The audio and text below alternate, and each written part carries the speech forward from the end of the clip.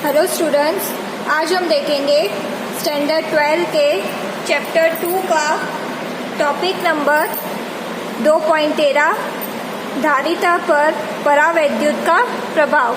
बहुत ही important topic है, exam में आता है, तो इसमें ध्यान रखना। डेरिवेशन है कि अगर परावैद्युत पदार्थ रखते हैं तो उसका प्रभाव कैसा होता है। इसमें हम काफ़ी इम्पोर्टेंट सूत्र निकालेंगे और ये सारे सूत्र ध्यान रखने हैं आपको, जो कि आगे न्यूमेरिकल में काम आएंगे। चलिए, क्या है हमारा टॉपिक? धारिता पर परावैद्युत का प्रभाव, effect of dielectric on capacitance. चित्र की बात करेंगे सबसे पहले। तो हमने दो समांतर पट्टिका ली है। पुष्टि आवेश घनत्व इसका है प्लस सिग्मा और इसका है माइनस सिग्मा। दोनों का क्षेत्रफल है a, दोनों के बीच की दूरी है d, और ये दोनों पट्टिकाओं को मैंने एक बाह्य विद्युत क्षेत्र में रखा है, जिसको नाम दिया है E0। ठीक है, आप ये चित्र के ऊपर से थियरी लिख सकते हैं कि दो समांतर पट्टिकाएं ली है, दोनों के बीच का पृथ्थकण d है, दोनों का क्षेत्रफल a है तथा पुष्टीय आवेश घनत्व प्लस सिग्मा और माइनस सिग्मा है। ऐसे दो स्टेटमेंट में आप इसका डिस्क्रिप्शन लिख सकते हैं। चलिए, हम इसके सूत्र की बात करेंगे। तो पहला केस हम लेंगे, इसमें हमने बीच में कुछ भी नहीं रखा है, निर्वात है। कुछ भी नहीं है मतलब कि निर्वात है, खाली ये दो पट्टिका है और बीच में खाली है। तब सूत्र क्या बनेगा? तो मेरे पास सूत्र है E0 is equal to sigma upon epsilon 0। हमारे पास सूत्र कौन सा बनता है? E is equal to sigma upon epsilon, ये सूत्र है। तो यहाँ पे E की जगह मैंने क्षेत्र दिया है E0, तो E0 is equal to sigma upon epsilon 0। ठीक है, ये हो गया बाह्य क्षेत्र का। अब इसी तरह विभांतर क्या होगा? E0 ले रही हूँ, पहले केस में मैं सब में 0 0 लिख रही हूँ, तो V0 is equal to E0D। यहाँ पे E0 लिया है तो मैं E0 लिखूंगी। V0 is equal to E0D। E0 क्या है? ये इतना सिग्मा अपॉन एप्सिलॉन 0D, ये मिला मुझे V0। ठीक है, ये सूत्र सारे ध्यान रखने हैं। अब धारिता का सूत्र है C is equal to Q upon V। अब मैं पहले केस में 0 ले रही हूँ, तो C0 is equal to Q upon V0। V0 मिला है हमें, तो Q अपॉन V0 की कीमत है सिग्मा D और एप्सिलॉन 0 आएगा ऊपर, तो ये मिला मुझे C0। इसको मैं बोल देती हूँ नंबर 1। ठीक है, तो पहले केस में हमने बाह्य क्षेत्र निकाल लिया, विभांतर निकाल लिया और धारिता निकाल ली, ये दो पट्टिकाओं की। अब दूसरे केस की बात करेंगे, उसमें चित्र कैसा बनेगा? दूसरा चित्र इस प्रकार होगा। पहले चित्र समझते हैं। दो समांतर पट्टिकाएं ली है मैंने, ये देख सकते हो आप, एक प्लस और एक माइनस, दो समांतर पट्टिका हो गई। अब पहले केस में हमारे पास निर्वात था, यहाँ पे हम बीच में रख रहे हैं परावैद्युत पदार्थ। परावैद्युत होता क्या है वो हमने बात करी है कि परावैद्युत में जो आवेश होते हैं उनके मध्य बिंदु संपाती होते हैं। ठीक है, तो मध्य बिंदु दोनों आवेशों का एक ही होता है।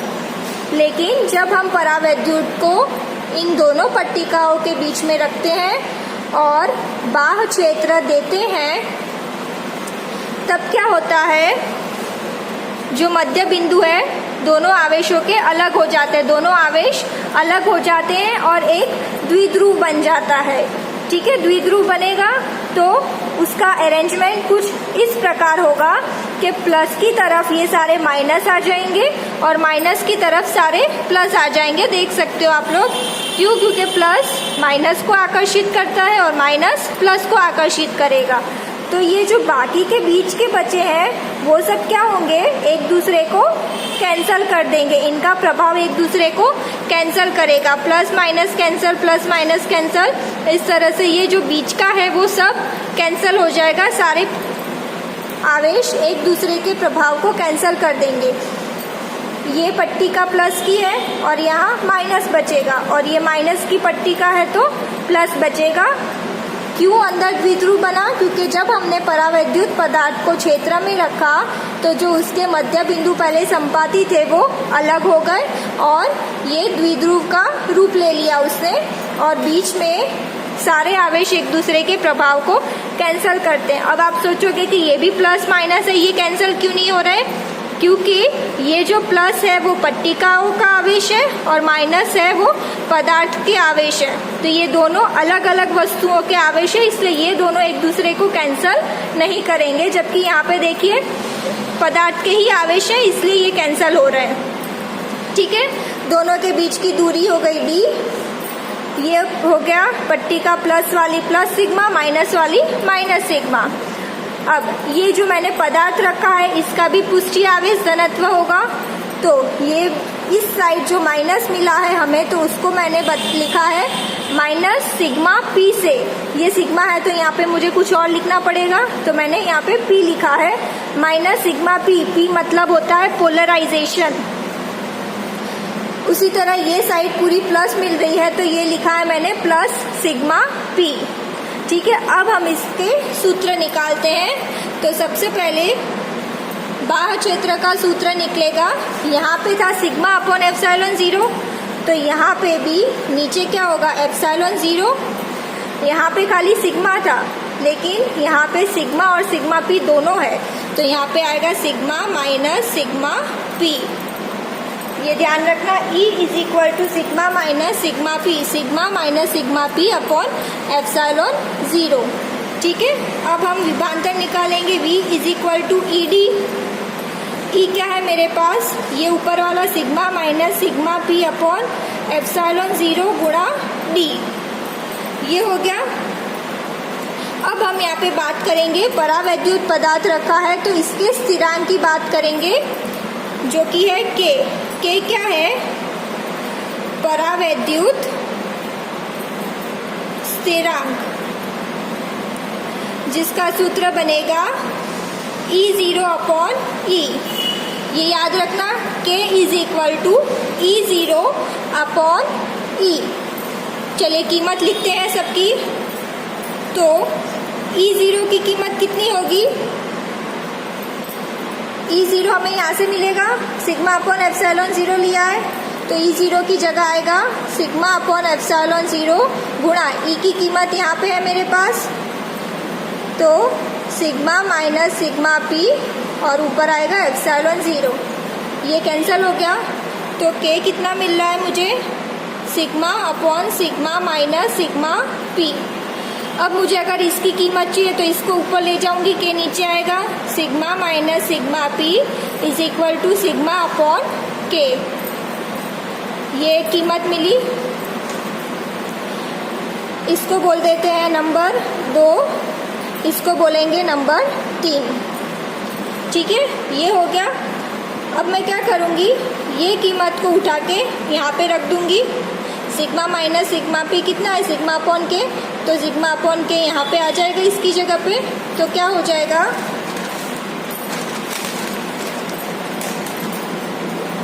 देखिए मैं यहाँ पे लिखती हूँ V is equal to sigma upon sigma P upon epsilon 0 into D. ये V का सूत्र हमें मिला है पहले, तो सिग्मा अपॉन सिग्मा पी कितना मिला है मुझे? सिग्मा अपॉन के, नीचे एप्सिलॉन 0 है और ऊपर डी। ये मिला मुझे V। इसको मैं बोल देती हूँ, कौन सा नंबर देंगे इसको हम? नंबर 4। अब क्या करना है हमें? V मिल गया। V मिलने के बाद हम निकालेंगे धारिता C is equal to Q upon V। तो Q अपॉन V कितना है? इतना सिग्मा D और ऊपर होगा K एप्सिलॉन 0। ये मिला मुझे C। अब K एप्सिलॉन 0 किसके बराबर होता है? एप्सिलॉन के। ये चीज़ याद रखना, K epsilon 0 is equal to epsilon. ये टॉपिक इसीलिए इतने इम्पोर्टेंट है क्योंकि इसमें बहुत सारे सूत्र हैं जो कि आपको सीधे ही याद रखने हैं। K एप्सिलॉन 0 क्या होता है? एप्सिलॉन। तो इसके ऊपर से मैं ऐसे लिख सकती हूँ K is equal to epsilon upon epsilon 0। ये सूत्र एक K का याद रखना है। और पीछे हमने और भी देखा K क्या होता है, E0 अपॉन E। ये भी याद रखना है कि अगर विद्युत क्षेत्र के रूप में हमें K चाहिए तो वो होगा E0 अपॉन E, और एप्सिलॉन के रूप में चाहिए तो एप्सिलॉन अपॉन एप्सिलॉन 0। अब हम क्या करेंगे, हमें दोनों केस में C मिल गया है। पहले मिला था C0, यहाँ पे मिला है C। तो अब हम क्या करेंगे, दोनों का अनुपात लेंगे। चलिए, दोनों का अनुपात लेना है तो ये जो C है इसको मैं बोल देती हूँ नंबर 5।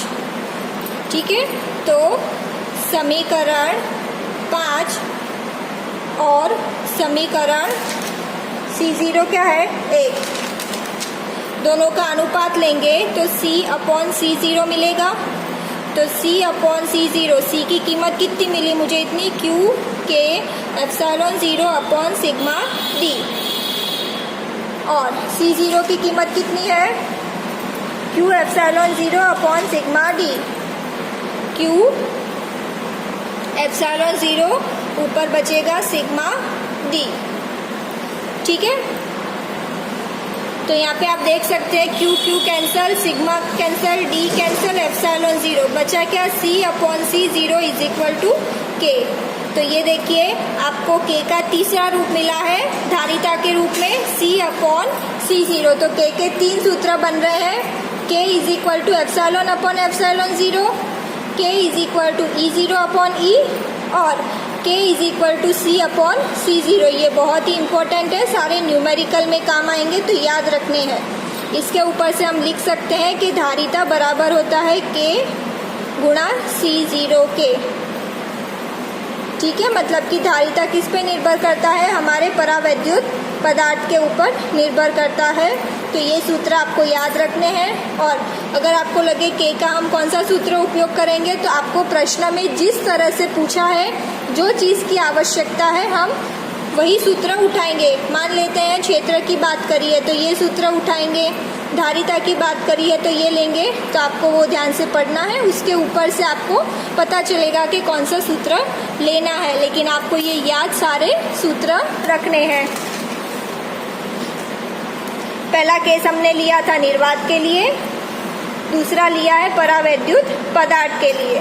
पहले केस में हमने सबसे पहले क्षेत्र निकाला, विभवांतर निकाला और धारिता निकाली। दूसरे में भी वही करना है, क्षेत्र निकाला, विभवांतर निकाला। ठीक है, इसमें एक चीज़ नहीं आई, K के ऊपर से हमें इसकी कीमत ढूंढनी है, वो ढूंढ के हमने इसमें भी धारिता निकाली। और जब दोनों केस में तीनों चीज़ निकल जाए तो C अपॉन C0 दोनों का अनुपात ले लेना है, तो उससे हमें मिलेगा K बराबर C अपॉन C0।